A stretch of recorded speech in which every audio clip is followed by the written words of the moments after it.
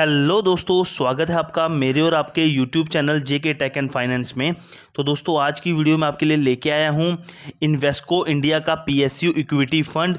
ये दोस्तों एक equity based sectoral thematic fund है और इस फंड ने दोस्तों पिछले एक साल में आपको 107.12% के रिटर्न निकाल के दिए हैं।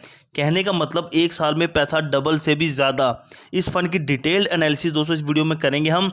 तो चैनल पे पहली बार आए हैं तो चैनल को सब्सक्राइब कर लीजिए और वीडियो को लाइक कर दीजिए। बात करें पिछले 3 सालों की तो दोस्तों इस फंड ने एनुअली 42.76% का रिटर्न निकाल के दिया है। जब से ये फंड लॉन्च हुआ है दोस्तों, तब से अगर देखें तो इस फंड ने एनुअली 19.18% का रिटर्न निकाल के दिया है।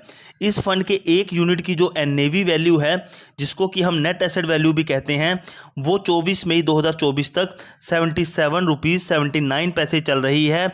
और आप इस फंड में कम से कम 500 रुपये से एसआईपी मोड में इन्वेस्टमेंट शुरू कर सकते हैं। मान लीजिए दोस्तों, अगर कोई बंदा 500 रुपये की एसआईपी शुरू करता है इस फंड में हर महीने अगले 3 सालों के लिए, और रिटर्न अगर हम पिछले 3 सालों वाला 42.76% लेके चलें, तो 3 सालों बाद उनकी जो फंड वैल्यू होगी वो 36,723 रुपये अप्रॉक्सीमेट बन जाएगी। लेकिन फ्यूचर में ये रिटर्न कम भी हो सकता है और ज़्यादा भी हो सकता है, तो उसी हिसाब से आपकी फंड वैल्यू भी कम ज़्यादा हो सकती है। मान लीजिए दोस्तों, अगर कोई बंदा 30,000 रुपये लमसम डालता है इस फंड में अगले 3 सालों के लिए, और रिटर्न यहाँ पे भी अगर दोस्तों हम पिछले 3 सालों वाला 42.76% लेके चलें, तो उनकी जो फंड वैल्यू होगी 30,000 रुपये की, वो 3 सालों बाद 87,283 रुपये अप्रॉक्सीमेट बन जाएगी। लेकिन दोस्तों, जैसे कि मैंने आपको पहले बताया, ये रिटर्न फ्यूचर में कम ज़्यादा भी हो सकते हैं, उसी हिसाब से फंड वैल्यू भी चेंज हो जाएगी। ये फंड पिछले 11 सालों से चल रहा है और इस फंड का फंड साइज 956.83 करोड़ का है। कोई भी लॉक इन पीरियड नहीं है। एग्जिट लोड चार्जेस यहाँ पे 1% रहने वाले हैं, वो मैं आपको आगे डिटेल में बताऊंगा। एक्सपेंस रेशियो की बात करें तो आप इस फंड में 0.93% का कमीशन देने वाले हैं। आपको टैक्स इम्प्लीकेशंस भी पता होना ज़रूरी है। अगर आप अपने पैसे को 1 साल से पहले निकालते हो तो आपको एग्जिट लोड के साथ साथ 15% का short term capital gain tax भी देना होगा।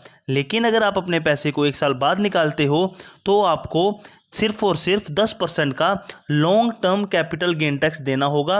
वो भी तब अगर आपका जो पर फाइनेंशियल ईयर रिटर्न है वो 1 लाख से ज़्यादा का है। अगर आपका रिटर्न 1 लाख से कम का है तो आपको ये 10% long term capital gain tax नहीं देना है। लेकिन अगर आपका रिटर्न 1 लाख से ज़्यादा का है तो आपको पहले 1 लाख के रिटर्न पे कुछ नहीं देना है। 1 लाख के ऊपर जितना भी रिटर्न होगा उसका 10% ही आपको long term capital gain tax देना होगा। नितिन गोसर जी पिछले 5 सालों से इस फंड को मैनेज कर रहे हैं, 2018 से।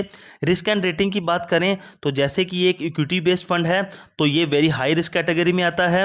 रेटिंग की अगर बात करें तो अभी तक फिलहाल angel one, CRISIL, value research और मॉर्निंग स्टार ने इसको कोई भी रेटिंग नहीं दी हुई है। दोस्तों, अगर हम टॉप के सेक्टर्स की बात करें जिनमें कि ये म्यूचुअल फंड आपके सबसे ज़्यादा पैसे इन्वेस्ट कर रहा है, तो सबसे ऊपर आता है एरोस्पेस एंड डिफेंस, जिसमें कि आपका 22.41% पैसा इन्वेस्ट हो रहा है।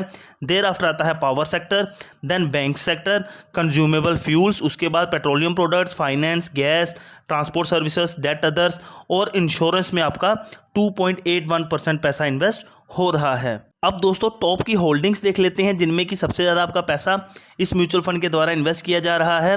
तो सबसे पहले आता है Bharat electron 9.29%, there after Hindustan aeronautics 9.13%, उसके बाद आता है NTPC, there after state bank of India, coal India, power grid corporation, NHPC limited, BPCL, bank of Baroda और कंटेनर कॉरपोरेशन में आपका 4.15% पैसा इन्वेस्ट हो रहा है।